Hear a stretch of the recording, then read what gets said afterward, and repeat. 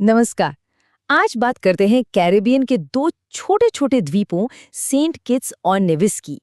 देखिए, ये कहानी सिर्फ खूबसूरत बीच या हॉलिडे की नहीं है, बल्कि ये कहानी है एक ऐसे देश की जिसने अपनी किस्मत खुद लिखी और दुनिया को भी एक नया रास्ता दिखाया। चलिए सीधे सबसे हैरान करने वाली बात पर आते हैं। जरा कल्पना कीजिए कि आप किसी देश में अच्छा खासा पैसा इन्वेस्ट करके वहां के नागरिक बन सकते हैं। सुनने में थोड़ा अजीब लगता है ना? लेकिन सेंट किट्स और नेविस ने 1984 में दुनिया में सबसे पहले यही काम किया था। अब सवाल यह है कि एक इतने छोटे से देश को ऐसा क्रांतिकारी कदम उठाने की जरूरत आखिर पड़ी क्यों? तो ये जो प्रोग्राम है ना, यही इस देश के बदलाव की कहानी का कह सकते हैं दिल है। और इसे समझने के लिए हमें थोड़ा सा पीछे जाना होगा, इसके इतिहास में झांकना होगा।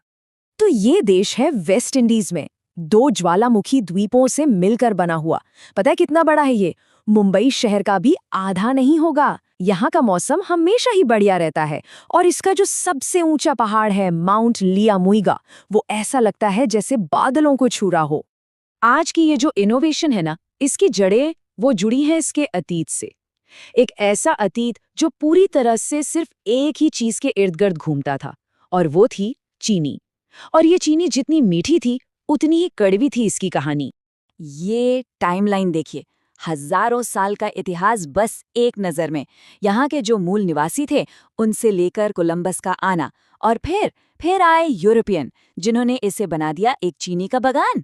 और आखिर में 1983 में जब इस देश ने आज़ादी की सांस ली। हर एक तारीख अपने आप में एक पूरी कहानी है। जरा सोचिए, सदियों तक एक पूरी की पूरी इकोनॉमी सिर्फ एक फसल पे टिकी हो। जी हाँ, चीनी। चीनी ही सब कुछ थी। पर मजे की बात यह थी कि इसका जो सारा मुनाफा था वो तो विदेशी ताकतें ले जाती थी, और द्वीप और यहाँ के लोग बस गरीबी में जी रहे थे। मतलब ये एक मीठा जाल था। तो जब 1983 में आज़ादी मिली तो वो सिर्फ एक तारीख नहीं थी, वो एक बहुत बड़ी जिम्मेदारी थी।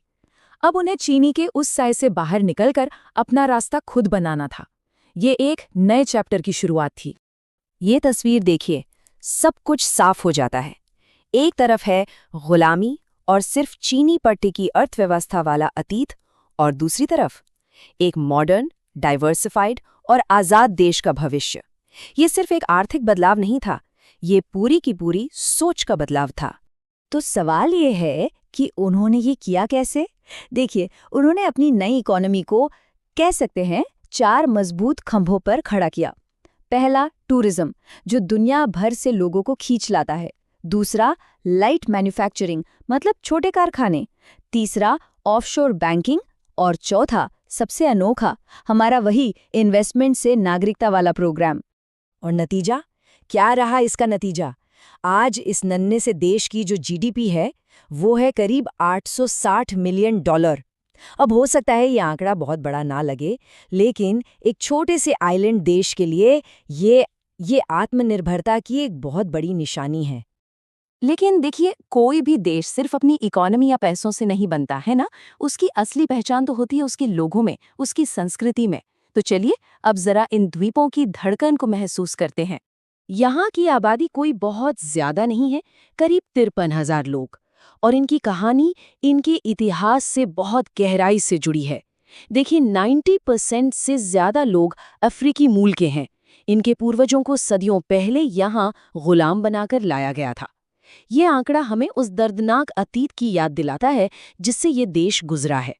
और हाँ, किसी भी संस्कृति को जानने का सबसे अच्छा तरीका क्या होता है?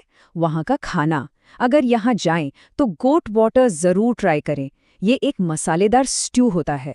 या फिर समुद्र से ताज़ा निकाले गए शंख से बने कुरकुरे कॉन्च फ्रिटर्स। और मीठे में शुगर केक, जो आपको यहाँ के चीनी के इतिहास की याद जरूर दिलाएगा। और यहाँ के लोग जश्न मनाना खूब जानते हैं। सेंट किट्स का जो कार्निवल है वो तो बस देखते ही बनता है। संगीत, डांस, रंग, एक अद्भुत नज़ारा होता है। और दूसरी तरफ नेविस में होता है कल्चरामा फेस्टिवल, जो उनके इतिहास और परंपराओं को जिंदा रखता है। ये त्योहार ही इन द्वीपों की असली आत्मा है। लेकिन कहानी यहाँ खत्म नहीं होती।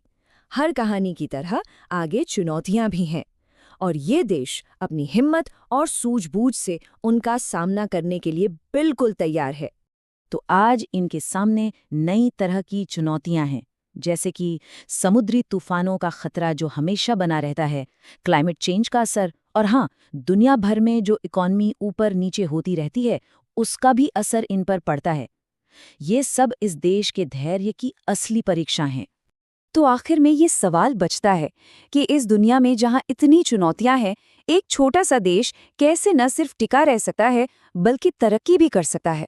सेंट किट्स और मेविस की कहानी हमें यही दिखाती है कि अगर इरादे मजबूत हों और सोच नई हो तो कुछ भी नामुमकिन नहीं है। ये कहानी सिर्फ एक देश की नहीं बल्कि उम्मीद की कहानी है।